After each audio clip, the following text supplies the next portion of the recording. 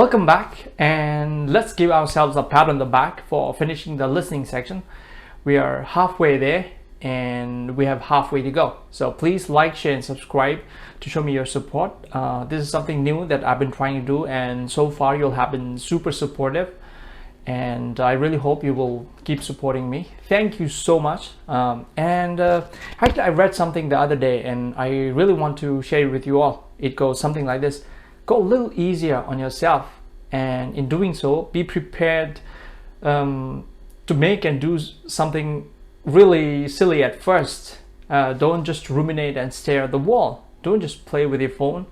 Go out and produce something. So isn't this so applicable nowadays because of what's going on around us? So let's be a little silly. Although TOEIC doesn't sound very silly, but we'll finish this TOEIC series no matter what happens, and we'll finish it properly. So let's get started then. This is the part 5 of the reading test, which consists of 30 items, each one a sentence with a blank. In this video, we will first discuss the type of questions, and then we will look into a few examples. In the older version, as you can see on the video, there used to be 40 items. You will choose the correct word or phrase to fill the blanks. You will need to be able to identify the grammatical form of the vocabulary word that correctly completes the sentence. There are 4 options in the answer stem. However, in the new version of the test, EDS has reduced the number of questions from 40 to 30.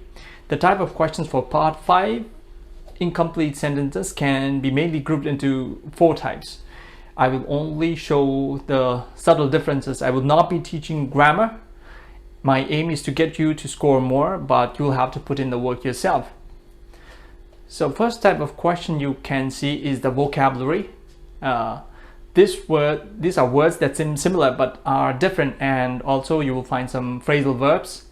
Word form is number 2. So you will see like different parts of the speech, like noun, pronoun, verbs, adjectives, and also infinite and some gerunds. And the third type is the combination completion. So this will test your knowledge of vocabulary and word forms. And the last one is the grammar form. So you will have to choose between missing subject or missing verb or missing object or complement or missing preposition or adjectives. The first type of questions in incomplete sentences in part 5 is the vocabulary completion. So vocabulary completion is a vocabulary based sentence. Completion requires you to choose the appropriate word or complete the sentence. Some vocabulary items focus on word meanings depending on the context. In those cases, you will see 4 answer options that have similar but distinct meanings. Example: transmit and expand. And you will also find some other vocabulary items focus on word forms. In this case, probably you will see answer options that appear similar. Example: attention or detention. And remember, you can't spend a lot of time on these questions. If you want to get a relatively high score, 30 seconds max per item. That's the max you can spend on one item. So you have to be quick enough. And these are the 4 things you can do to answer efficiently as you can. First one is learn how to recognize answer options that seem similar but have different meanings. Okay, I will explain to you as we go on. I will show you with examples. And number 2 is learn how to recognize words with similar meanings but different usage. And third, familiarize yourself with special word forms that have different meaning but similar usage. And the fourth one, the final one, is learn how to recognize phrasal verbs. Phrasal verb is like carry on or hang on or pull over, something like that, and their correct meanings. And if you ask me, how can we recognize answer options that sound similar? So we have something called the prefix, which is added at the beginning of the sentence, beginning of the word, and suffix, which is added at the end of the sentence. So it will completely change the meaning of the word depending on how it is used. So also be aware of the confusing word pairs. Let's look at this, for example. You can see a list of words. They all have distinct meanings. Typical, for instance, means normal, and decorate means to make something beautiful. Now you can see a list of prefix. As I mentioned earlier, prefix is added before the word and it completely changes the meaning of the word. Typical becomes atypical and decorate becomes redecorate. Atypical means not normal and redecorate is to decorate again. You will see some example sentences up next.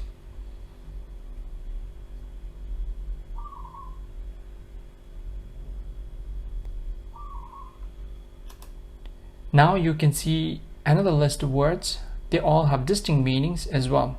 Now see the list of suffixes which can be added at the end of the word. The word read now becomes readable, which means being able to read. Encourage becomes encouragement, which means the action of giving support. You can see some example sentences in the screen.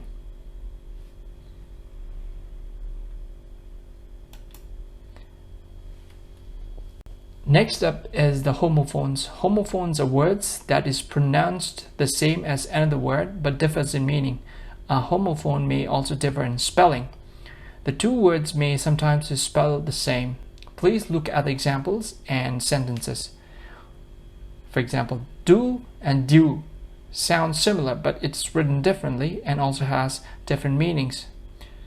Similarly, allowed, to give permission, and allowed, speaking loudly, is also not the same. You can have a look at other examples.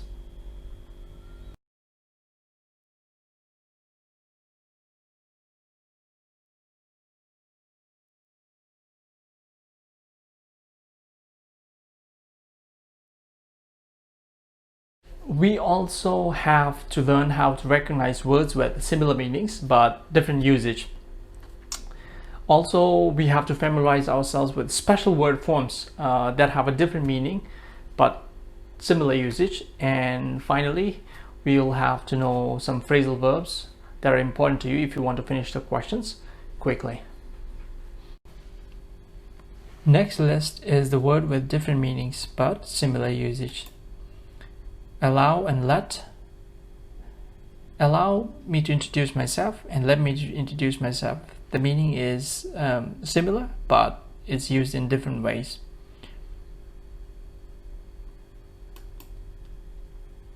Let's see words with similar meanings but different usage now. You can see a set of words and their examples here. Some and any. I don't need more coffee. Thanks, I have some. And any. I would like some more cookies, though I don't have any. So you'll have to see the different usage here. And then we have the phrasal verbs. In traditional grammar, a phrasal verb is the combination of 2 or 3 words from different grammatical categories. A verb and a participle, verb and a particle, such as an adverb or a preposition. For example, turn down, run into, sit up. You can see some of the examples here. For example, look at this example. So Helen gave a brief dash before discussing the project. So in this answer stem, so beginning, introduction, reduction, and inspector, all the words are nouns, so you must choose the word that best fits the context.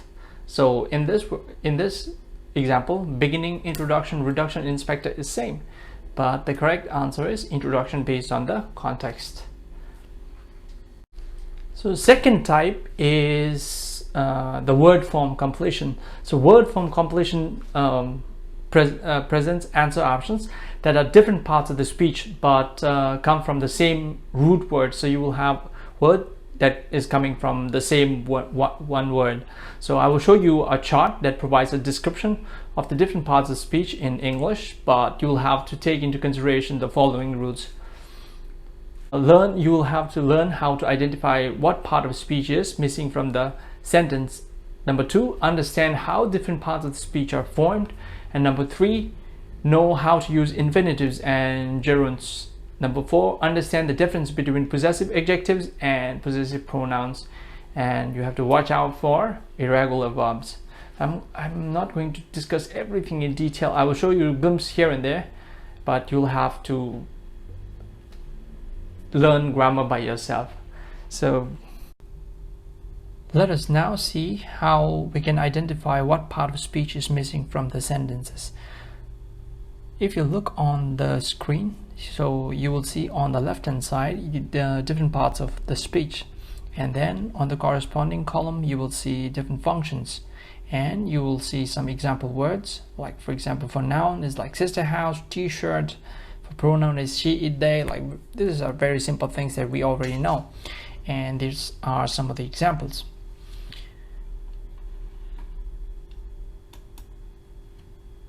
And so how do we recognize the basic parts of speech in a sentence? For example, if it's a noun, usually it goes before a verb. Nouns often appear after a, an, and the, or the articles, and nouns may go after an adjective. Pronoun replaces noun. These are simple grammar rules which I will not be discussing in detail here. And for example, the black cat jumped on the table. So the black cat is the noun and jumped is the verb.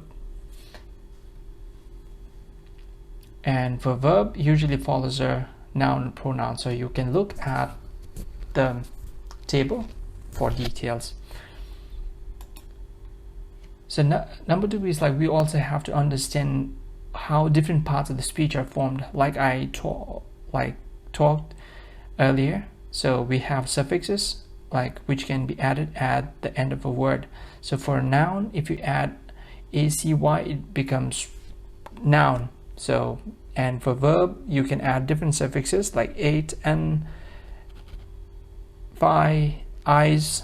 And for adjectives there is like able, ale, full.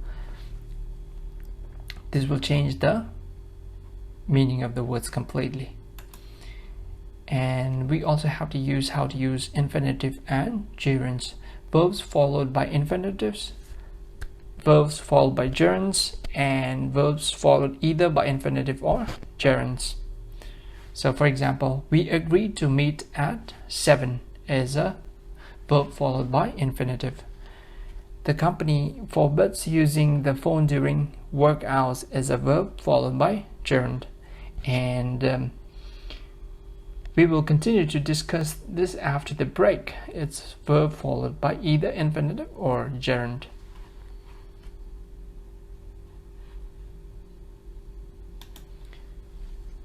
The fourth thing you have to understand is difference between possessive adjectives and possessive pronouns. You can have a look at the table here for possessive adjective, possessive pronoun,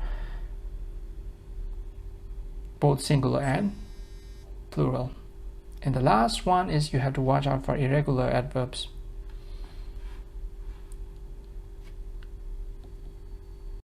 Look at this example. Word form. For example, Mr. Who's new office was small but dash comfortable, comforted, comfortable, and comfort. You can recognize word from completion because the answer options share the same root word. So in this case, the root word is comfort. So from comfort they derive comfortably, comforted, comfortable, and comfort. So the answer for this one is Mr. Who's new office was small but comfortable. The third type of questions that you might see in the sentence completion part 5 is the combination completion. So combination completion tests your knowledge of vocabulary and word forms. You can identify a combination completion because the answer option will include features of both the vocabulary completion that we already discussed and also the word form completion. Look at this example. The answer options for the example below includes two different parts of the speech, two nouns, retrieval and relief, and two adjectives. So retrieved and relieved. You must pick the correct part of the speech to go in the blank. Additionally, once you have chose the correct part of the speech, you have to choose between two words that have different meanings in the case. For example, in this case, it's retrieved and relieved. Therefore, you must choose. You must use the skills you learned for vocabulary and word form completion in order to choose the correct answer. So Dara was dash to learn that her report had not arrived late after all. So retrieval, relieved, and relieved. For this, the answer is C, relieved, because she was scared that her report was not been submitted, but like she was relieved is like she was happy that it was not late. The fourth type of questions that you will see is the grammar completion.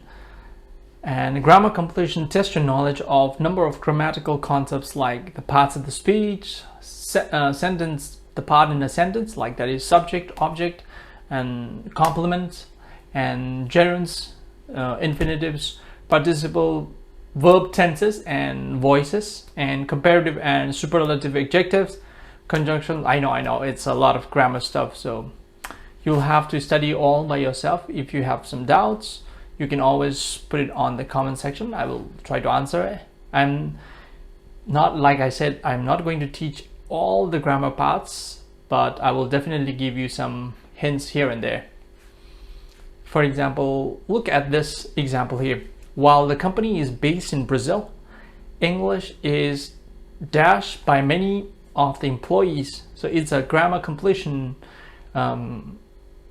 question. So when you encounter a grammar completion sentence, it's helpful to start by asking yourself if the missing word or phrase is the subject, the object, complement, or another sentence part.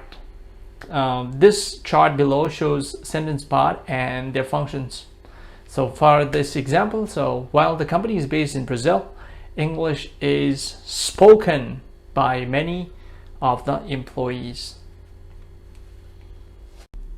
For grammar completion questions, you will have to understand the basic structure of a sentence. For example, you can see the basic structure of a sentence can have, like, we have a subject, verb, object, and a complement, as you can see on the left hand side of the table. And then in the corresponding column, you will see the definition and the use of the parts of the sentence, and then these are rules how to identify the sentence part, and these are some of the examples. So I will not be teaching all the grammar lessons, but I can give you some hints if you really want to improve your grammar completion questions. There is, if there is a missing subject, the things that you have to do, these are the hints. If there's a missing verb, these are the hints that you can use. And if there is a missing object, these are some of the things that you can do. If for missing complements, this is what you can do. And if there's a missing adjective or preposition, you can do something like this.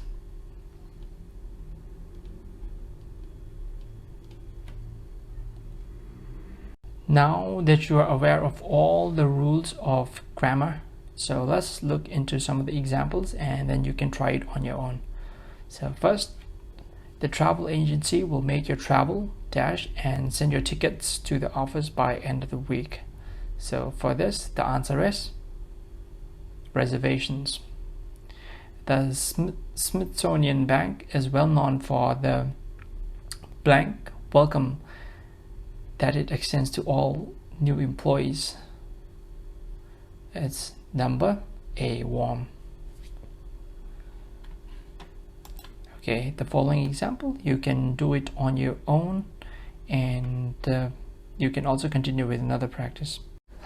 That was a pretty long video, isn't it? And thank you for sticking around. Up next, we will do part 6 in the next video. That's text completion. So actually, to be effective in reading section takes a lot of time and effort and focus, but it's not impossible. If you put enough time, I think we all can be very effective. So see you in the next video. Take care. All right.